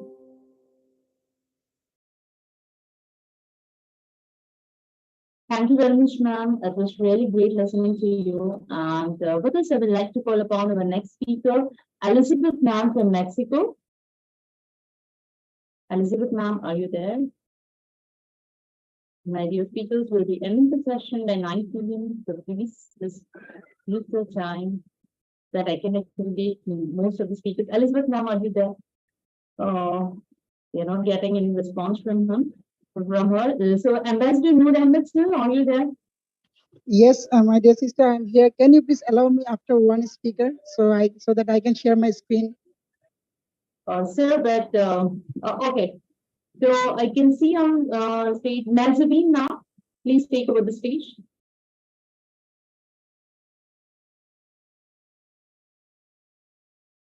And ma'am, please look after the time. You have 5 minutes to speak. Nazabeen, ma'am, please go ahead. Yes, thank you very much. Thank you very much, IDYM, for having me. As already all the fellow panelists has covered all the vital area and important information about it. So I'm just gonna make it quick and jump into a few points to share my views on water crisis and water innovation. Accelerating the adoption of innovations in water security. Despite a growing number of innovative water solutions, freshwater resources are deteriorating around the world. Creative policies, financing models, and public support are required to help these water issues and crises for innovative scale to grow around the world. Accelerating innovation from technology development and implementation to financing mechanisms and collaboration platforms to progress towards global water security, climate adaptation, and sustainable growth. Without enhancing water security, regions and countries will not be able to adapt, decarbonize the water, or be resilient to the climate change and other stresses and shocks. Challenges of water management are increasingly getting acute with climate change, and that have resulted in more frequent and more intense droughts or floods around the world, and due to some other land issues, higher and lower, and growing water demand for industrial and agriculture use and water pollution, which we need to take it in our concern how we can purify all this water and to make it reuse. Innovative solution exist. Advance in sensor technology, computing, artificial intelligence, and big data management can help monitor water quantity and quality and inform operational decisions by the policymakers and water management development companies, also innovations in nature-based system to manage water are available that can contribute to resilient water management, which is a very prime point at this time to focus on. The movement also needs stronger water leaders, elected leaders, policymakers, and local water causes. Political leadership and political will in government are critical for increasing the reach of innovation. All of this will require new models and platforms for radical, inclusive collaboration for collective good. It remains underfunded, and water service providers are frequently resource limited, sufficiently skilled staff and financing to invest in researching, testing, and deploying new technologies. We must better integrate technology and innovation into World Bank operations and practices. It means intensifying our efforts to ensure water is appropriately valued, bring that know how to innovators together with potential end users, promote the role of the private sector for operations and financing, and do more to help countries develop the policies, incentives, and regulations needed to create an enabling environment to scale up solutions. At the end, through this water summit, we are working to expand opportunities for the private sector and support effective collaboration through multi-stakeholders platform from local communities, national governments, and development partners. Initiatives like the Utility of the Future program create new pathways for utilities to identify, test, and deploy innovative solutions that accelerate progress towards sustainable development for clean water and water security and sanitation for all. Advanced multi-stakeholders collaborate on water issues, help crowd in private sector participation, catalyze private sector investment. So these are the key points. Finally, I think the last 3 points I would like to emphasize on enabling policies, new financing models, and public buy-in, new stakeholders. I think that's how we can overcome this crisis. And around the world, think top companies who are working to purify and reuse the waters. We can collaborate with them and take the patterns to make it every individual or communities nationally to make it work out and easier, convenient for all of us. Thank you very much for having me, and thanks. Thank you very much, ma'am. That was really a wonderful talk. Yes, one more time, just telling you, yes, I can see more people have joined that we'll be having this session only till 9 p.m. And after that, I will have to wind it up because we have one more live session after this. So I would like to call upon the next speaker, and this is Nur Ahmed from Bangladesh. Yes, can you hear me? Yes, sir. Yes, sir, please go ahead. Yeah, thank you so much. And good morning, good afternoon, good evening to all of you who have joined from the different parts of the world today. And yes, of course, I have to say that a great summit is happening right now because we are not considering the water that much important rather than the think about the other SDGs. Yes, of course, every single things are important, but we have to consider the water more important rather than everything. So my name is Ambassador Nur Ahmed. I'm from Bangladesh. I'm international speaker, moderator, educator, SDG ambassador, peace ambassador. Most importantly, I'm the humanitarian activist. So I would like to share my screen. I will definitely let you know that I will complete my speech within very short time according to the time limit. So just, okay, I think my screen is visible. Is it? Yes, it is visible. All right. So yes, the theme is very important that water security and innovation, water solution for the sustainable growth. But we are not thinking about the sustainable management of water. As we all know, the water is essential for the healthy ecosystem, socio-economic development, and human survival itself. Are your country water self-sufficient? What does it mean? Self-sufficient means your country have the ability to meet all the needs of water from the farm to the industry, even in your household. But still, we are actually experiencing that one part of the world having so much water, when other part of the world, they are find a scarcity of water and finding the drinking water. So in this perspective, we have to think about what the source of water. So as we already discussed, I'm not going that much, but yes, of course, I would like to mention that the water sources of the surface water, that is very limited. And according to the survey, I would like to focus almost 40% of the lake surface water in Canada. And think there's a very discrimination for the other countries. And the surface water is very limited, and it is actually decreasing the surface water level day by day. That is also very alarming for all the people who are living on land. So another one is groundwater that we are using right now. Almost 50% of our groundwater we are using for the drinking water and some other perspective.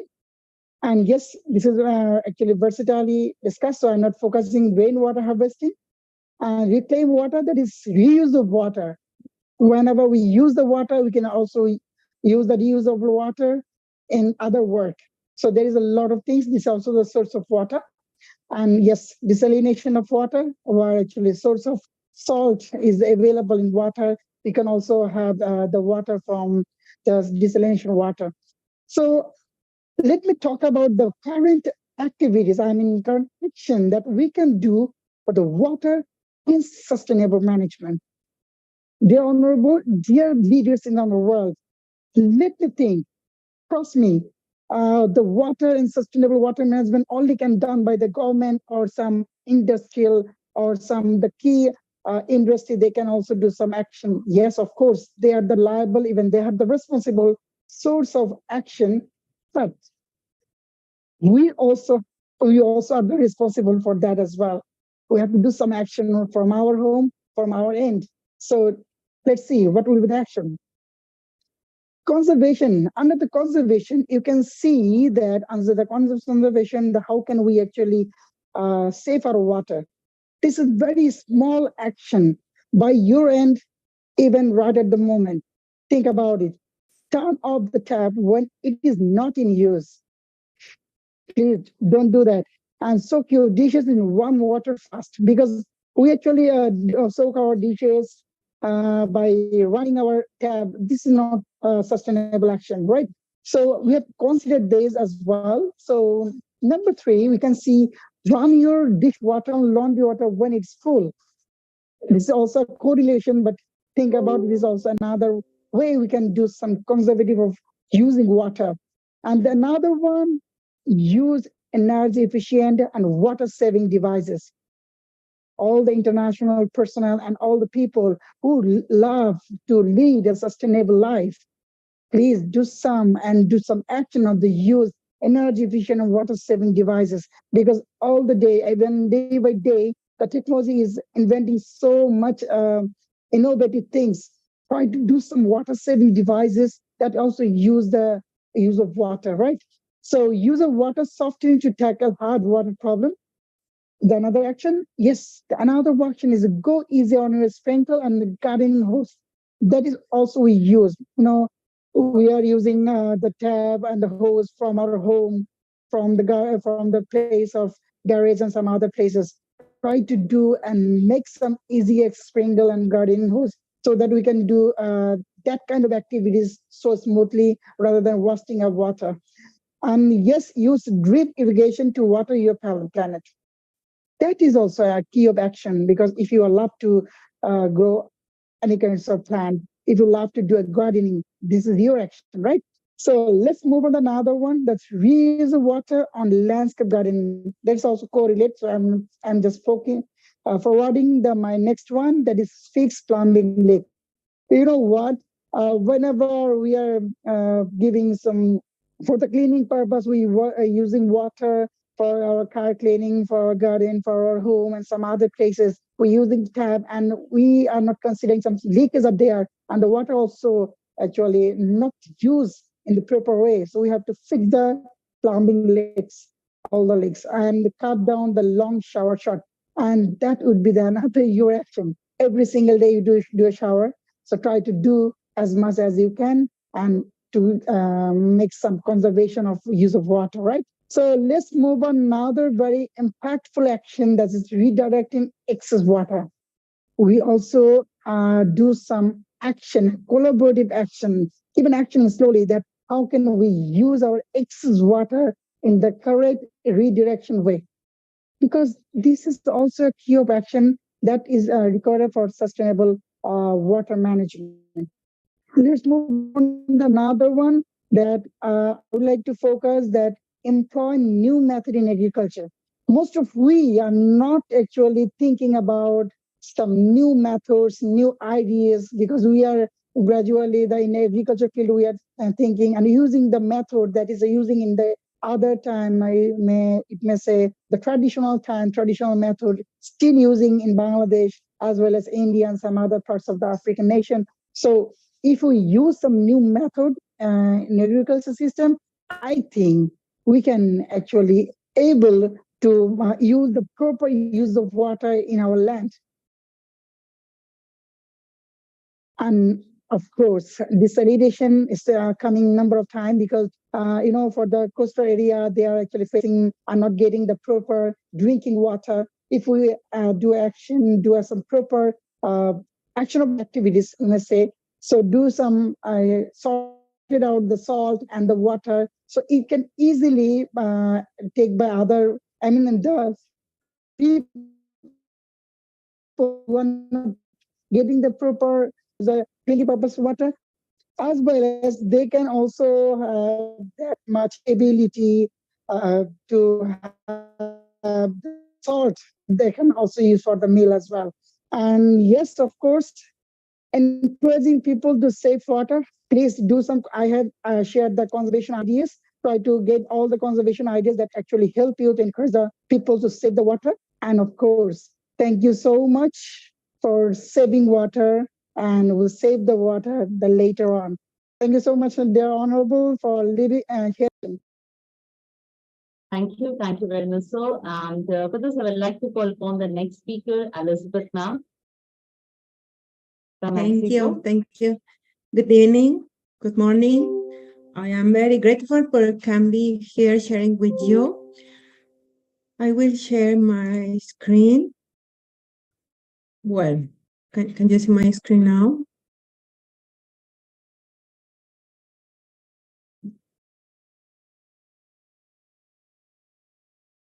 Okay. Continuous working about this big problem that we have in all the world about the water. I was checking some documents, and we have a pretty big problem. I think that we know. I think that all the people know about this. I think that the most important problem that we have is that we don't think all the time in this. Yes, only we think that can we do only one day in the year we are talking, or sometimes in the schools we are talking. But if we can check this every day, we can check with this the water stress will be the highest by 2040. And we can see these countries, how is extremely high, high, medium, low, and medium to low to medium, and low. For example, I am from Mexico. Yeah, this is my country, and this is a big problem to send another countries. Why I was talking about this? Because we have to think in the water security, obviously, and all that we come to have domestic water, economic water, urban water, environmental water, and this part, the resilience to water related natural disasters. I think that all this is very interesting. I was listening to all my friends these days, and all that they say it's very, very important.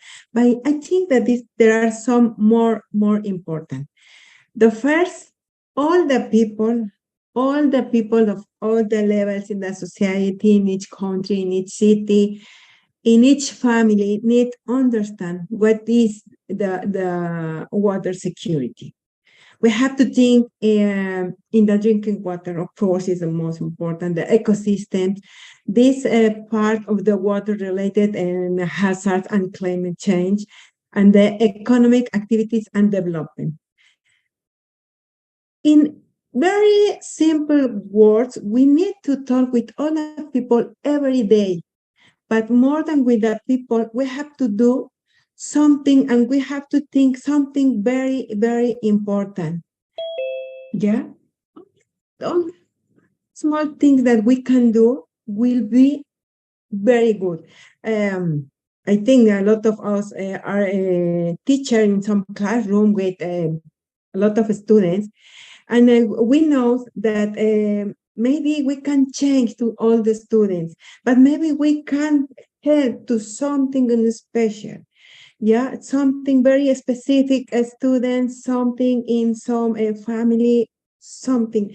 Then this is very important. All our action will be very, very valued and must be recognized. How can we do it every day? I need change, I need change, I need think that all that I am doing I am doing the correct.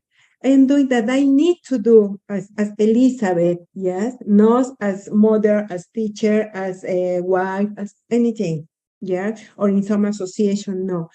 We have to think in this. This is very, very important, because I was talking with a lot of people, and they told me, no, because if I close the water, it's nothing.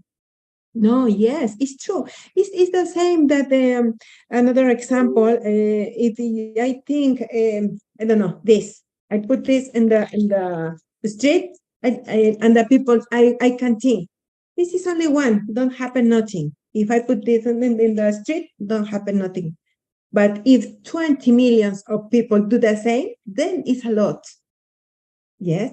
Then we need to think that if I keep it in my bag until my home for put in the trash correctly, it's not in, and if all the people think the same, it's not only one paper in the trash correctly. There are 20 millions of papers in the correct place. It's the same in the case of the water, but we need to think every day the same. And we were talking where is the principle when we have to stay in our home with our family. We need to talk every day. We as parents, as children, as grandparents, all the role that we have in our life. Speaking specifically of our family, we need to talk every day and talk about the very good, so very important. It's be very careful with the water, because sometimes we talk in the school, sometimes in some conference, in some ways, maybe we can do some event, all this. But I think that we have to talk this every day. Maybe only one word, maybe one sentence, maybe I don't know, but remember, we have to remember this, because it's really, really very, very sad, because I think that it's very sad, all this that is happening. And then we have in our hands something to do, very, very small as this paper, very small as this. But I thought the same. If we are 1 million, 10 persons, 20 millions, if we can think this and do it same that every day we take a shower, we take our breakfast or the lunch. If we do the same with the water, but this is every day, practicing. Maybe we can do this.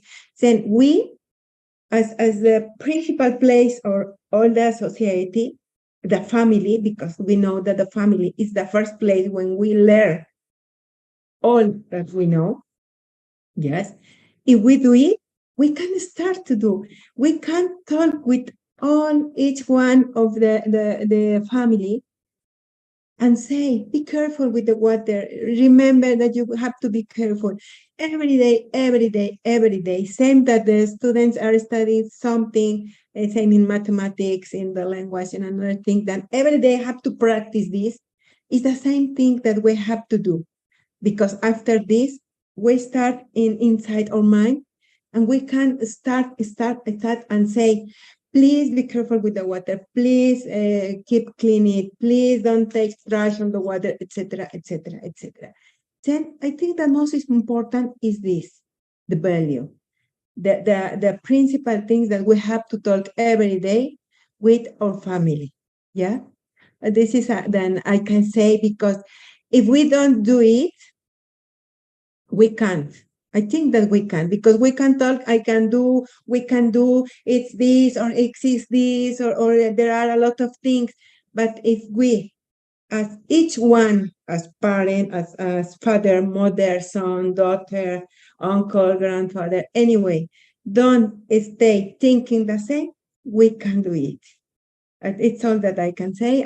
I hope that we can think very, very seriously this, and then we can, and we have to do it.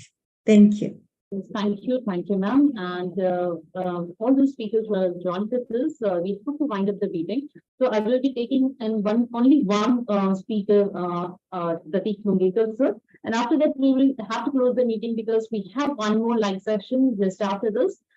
We have a chat with it, so I will have to close the meeting. Already it was at 9, but it was already 9:03. So, but I'm taking only one speaker, and after that, we'll be closing the meeting. And all the speakers who are left, who have joined with us, I apologize for that, but please join us for tomorrow. So I call upon the last speaker, Dr. Pratik Mungekar, sir. Thank you, Dr. Anjum, for the invitation. Okay, ladies and gentlemen, I'm here to talk to you about one of the most critical issues we face as a global community: water security. Water is essential to our lives, and yet millions of people around the world still lack access to clean water. The United Nations has declared water security as one of the Sustainable Development Goals, SDGs, and it is high time we address this issue with innovative water solutions for sustainable growth. So water security is not just about ensuring access to safe drinking water. It is also about managing our water resources efficiently, protecting our ecosystems, and promoting sustainable economic growth.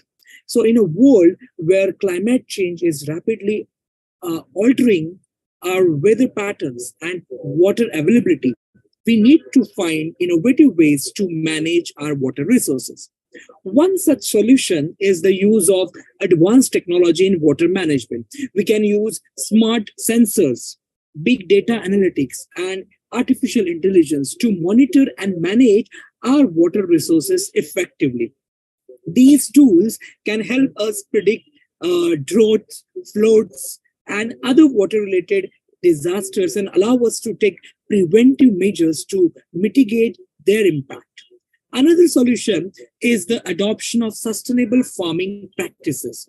Agriculture accounts for about, in India, 70% of global freshwater use, and unsustainable farming practices like over-irrigation and the use of harmful chemicals can deplete our water resources. So by adopting sustainable farming practices like precision agriculture and crop rotation, we can reduce water usage while improving crop yields.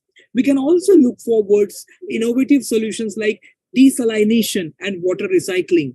Desalination involves removing salt and other minerals from seawater to make it drinkable. While it is an expensive process, it can be a valuable source of water for arid regions. Then water recycling involves treating wastewater and reusing it for non-potable purposes like irrigation and industrial processes. So it can reduce water usage and reduce the burden on our freshwater resources. And finally, we need to change our attitude towards water. This is very important. Water is a precious resource and we need to treat it as such. So we need to reduce wastage, promote conservation, and educate people about the importance of water security. We need to create a culture of responsible water use and management. And in conclusion, water security is a complex issue that requires a multifaceted approach. By adopting innovative water solutions and promoting sustainable water management practices, we can ensure that everyone has access to clean water and we can promote sustainable economic growth while protecting our ecosystems. So let us work together to create a world where water security is a reality for all. Thank you. Thank you so much, IDYM, and all the listeners for giving me opportunity or actively listening to me. Just thank you. Thank you, Renda sir. So yes, of course, it's a time that we should talk about it and we should come together and we should try to develop solutions to it. And with this, we actually come to the end of the session. And as Anne has been telling repeatedly that we have one more live session to go, so we'll have to end up this today's session here itself. But we have one more day left with us, so all of you who have been left out due to some reasons, please join with us tomorrow. Thank you one and all for joining with us and sharing your views on this Global Water Summit, in which we have the theme water security and innovative water solutions for sustainability. So thank you one and all, and thank you. Special gratitude to our founder, Ravi Shankar sir, the founder of IDYM group of companies, for coming up with such innovative ideas and innovative conferences one after. Thank you one and all. Goodbye. And good night.